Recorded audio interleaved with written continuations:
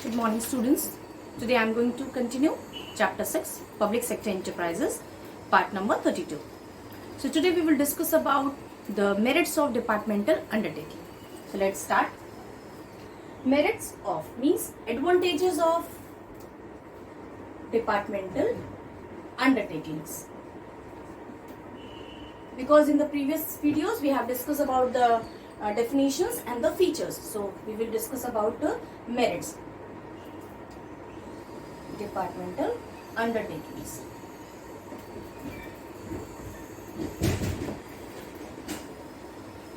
Now the first point is easy formation. This is very easy to form or to establish the business. So first point is easy formation.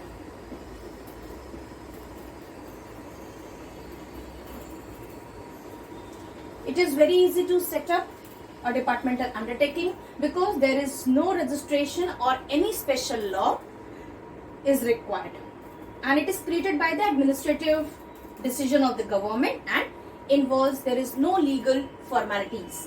That is why departmental undertaking is very easy to set up or to form. Now the second point is government control.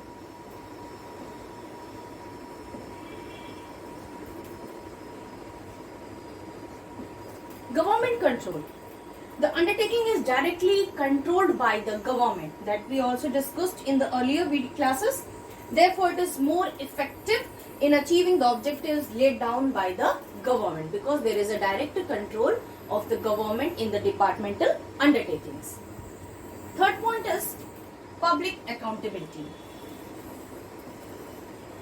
Public accountability.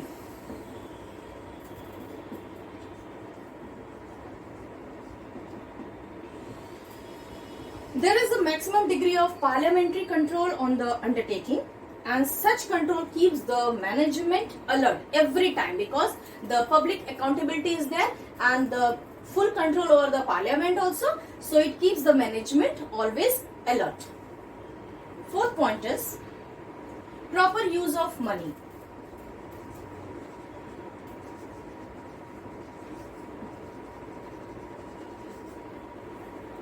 The risk of misuse of the public money gets minimized due to strict budget, accounting and audit control. So that is why the use of money is in a proper way. That is the because of the government control in the departmental undertakings. Fifth point is secrecy. Secrecy. It means it is very easy to maintain a secrecy of the policy because the government can avoid disclosure on the plea of public interest. So there is a secrecy in the departmental undertakings. Next point is aid to public revenue.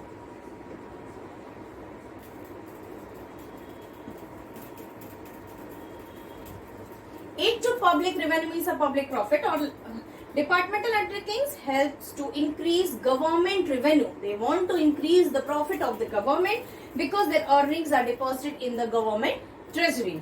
So these undertakings also helps to reduce the burden of tax on the public. So it increases the public revenue.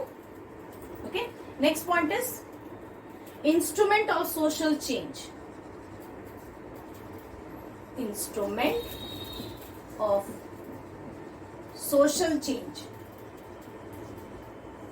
The government can promote economic and social justice through departmental undertakings. It can also maintain effective control over the production and distribution of essential goods and services. So there is a social change in the economical and social justice through departmental undertakings. So that's all about the merits of department undertakings, or we can say that the advantages of departmental undertaking, which is owned, controlled and run by the government. Is it clear? Now we come to the limitations, or we can say that the demerits. What are the disadvantages of departmental undertakings? So we will discuss about the limitations. Limitations of departmental undertakings.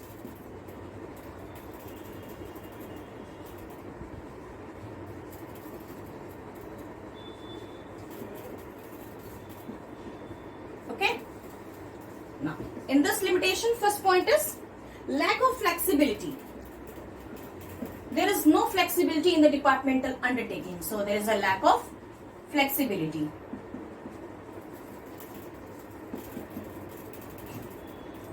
A departmental undertaking functions under strict parliamentary control. That is why the minister and top officials also interfere frequently in its working of the departmental undertakings. There is a little delegation of powers.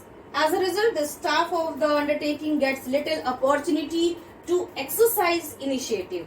Lack of autonomy reduces the flexibility and efficiency of operations. So due to which there is less flexibility in the departmental undertaking. So that is a lack of flexibility. Next point is lack of motivation.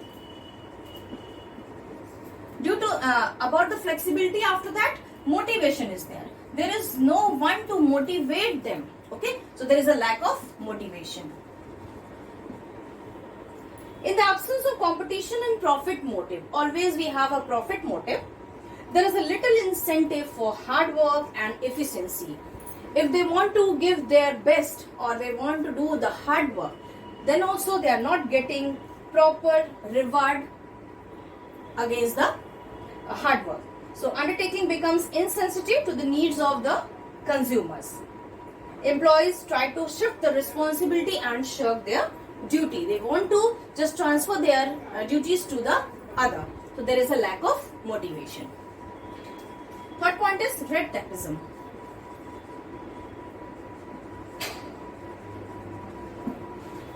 There is excessive centralization of control which results in red tapeism. Decisions are generally delayed due to the so many interference of the government side. The decisions are generally delayed due to the bureaucratic procedures and political considerations. So it fails to adopt itself to the changes in technology and market conditions. So this is the red tapeism. Next point is financial dependence. Financial dependence. A departmental undertaking has no independence of funds because why? Because all its earning and deposited into the government treasury. Whatever they are getting, it will be deposited in the government treasury, and it cannot take long time investment decisions as it is the mercy of the budgetary appropriations of the government. So there is a financial dependence in the departmental undertaking. This is also a disadvantages, or we can say that a limitation of departmental undertakings. Now the last point is insufficient management. They do not have a proper management to run the departmental undertakings. So insufficient management.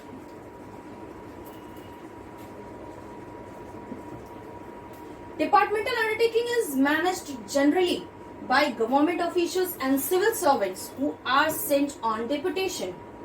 They are overburdened with the paperwork and cannot pay undivided attention to the management, so due to which the insufficient management is there in the departmental undertakings.